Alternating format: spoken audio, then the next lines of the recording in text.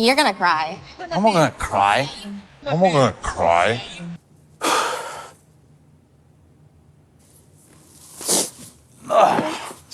Brace yourself, this one gets emotional. When Tania and Syngin reunite for the tell-all, the first time they've seen each other since their separation, well, we learn a few home truths that literally leaves everyone in tears.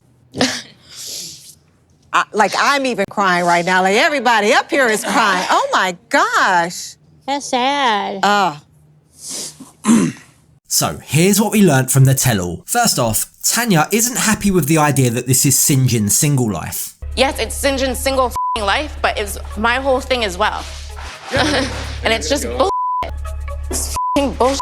She argues, and quite rightly in my opinion, that although the show is supposed to follow Syngin in his single life, actually the vast majority of his storyline, at least this season's storyline, was more about his separation from Tania. I mean, I think the fact that over the entire season we only saw Syngin go on one date for one episode kind of proves that point. No, it is not Syngin's single life journey. This is the journey of our separation. Everyone's seen us from engaged to married to living together. And now it's our separation. So, while Tania waits backstage listening to all that's going on, Sean starts by asking Syngin, Anything that you miss about married life? Yeah, splitting the rent. Because now I'm like, oh shit, I got to pay everything myself. and you can see from Tania's face that she's not too impressed by this. It's funny because Syngin's trying to act like his separation from Tania isn't that big of an issue. He's okay with it. He's not gonna cry. The only thing he misses is splitting the rent, when in fact, as we'll see shortly, he's a lot more affected by it than he's willing to let on. And to prove this point, we get the first glimpse of just how affected he is when Tania walks on stage, and just seeing her literally leaves Syngin speechless. He looks fantastic, right? Syngin? Oh my goodness. You make it, yeah, oh, yeah.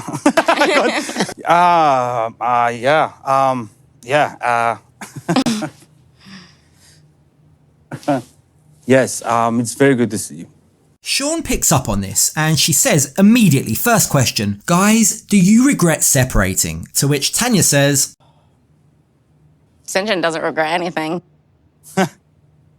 Notice how she leaves herself out of that statement, and this leaves Syngin trying to justify why in fact separation was the right thing to do. I feel like we were starting to become mean to each other, starting to say awful things just to piss each other off, and it was becoming very toxic. So I actually think we called it off at the right time.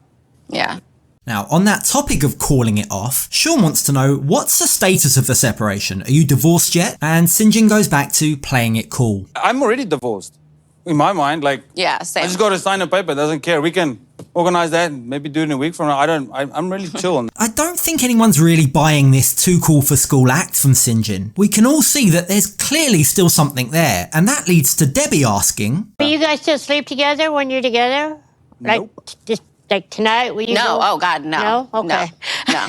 Now, up until this point, from everything we've seen on the season so far, from everything we've seen on the tell-all, it feels like Syngin's more into this separation than Tania is. But that doesn't mean he's not still emotional about it all. And when they play the replay of their final scenes together just before Syngin departs, both Tania and Syngin end up in tears, as too does pretty much everyone else on the stage. I'm so sad.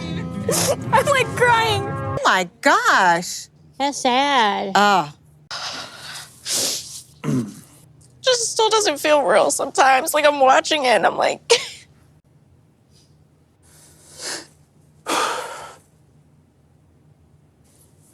And finally, we see the real, raw emotion. For all of his bravado, for saying he doesn't care, he doesn't miss her, he only misses the rent money, the truth is a little bit different. Emotions are clearly still running high, and Syngin admits there is still love there. He does still love her.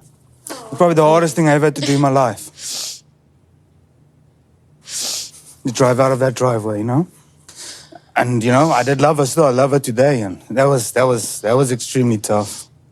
And wiping away the tears, up stands Syngin, walks over to Tania to give her a much needed hug. Give me a hug. I can't get up. I don't want to get up in these shoes. They hurt my feet.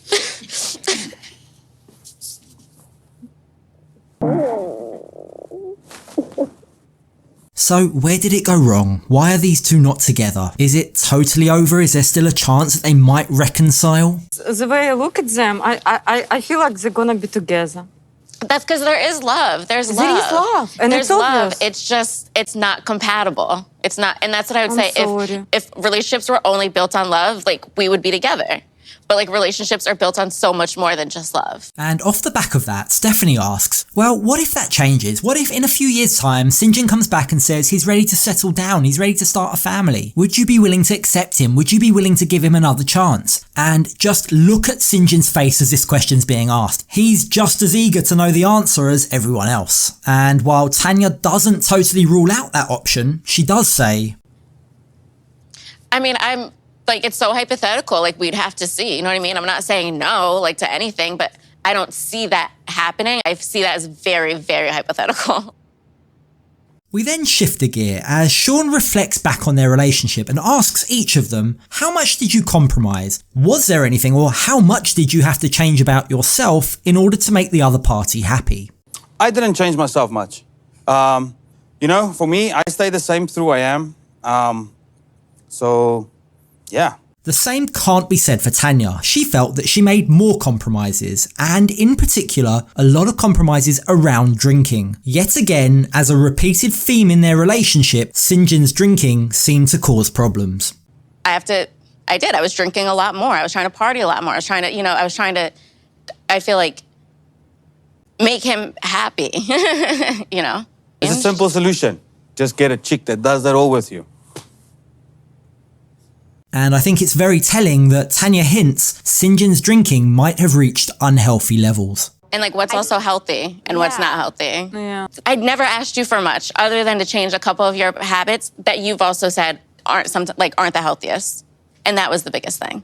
So reading between the lines there, she mentions a couple of habits, and we know that there have been rumours that allegedly Syngin also likes smoking a lot of weed. So based on what Tania's saying, it seems that the unhealthy behaviours were what killed the relationship. And that's interesting because the narrative from the show seemed to be Syngin's desire not to have kids was the big deal breaker. Tania seems to hint that might not actually be the case. Now, there were two other very interesting revelations from the show. The first centered around the 3 protection stones that Syngin gave Tania as he was leaving. At the time, it seemed that that was a very thoughtful parting gift, but it turns out... Thank you for bringing that up.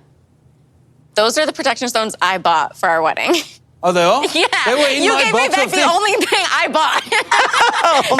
And on that topic of buying things, one last thing. Tania also revealed her plans to make some extra money by selling pictures of her feet. So you sell foot pics? Not yet. Oh, you don't? Not You're yet. trying to? I'm trying to. You're not sure if you're going to do it? Or I not. really want to because it's such a good money How opportunity much right can now. you make from a picture? I mean, look at Stephanie. She bought a really nice house. Stephanie? So last year, I became a millionaire. People buy that? No, nothing goes to waste. And it shocks people, it does. But like there is a market for this, and like Tania's got really beautiful feet. She's a beautiful girl. Well, there you have it. You can't really blame her if the money's that good. Hey, who am I to judge? But I do have a slight issue of, looking up to Stephanie Matto. She's not exactly a great role model, in my humble opinion. Anyway, I think we can all conclude that that Costa Rican course that she went on isn't bringing in as much money as she thought it would. So what are your thoughts on all of this? Leave a comment down below. Do you think that Tania and Syngin will make it back together, or are they just better off alone? And hey, while that wraps up part 1 of the tell-all, if you haven't subscribed to my channel, be sure to hit that subscribe button so you don't miss part 2 of the tell-all, where next week Tania's mum will be joining proceedings, and we know there's no real love lost between Tania's mum and Syngin. I'm looking forward to the drama. Thank you very much for watching. I'll catch you on the next video.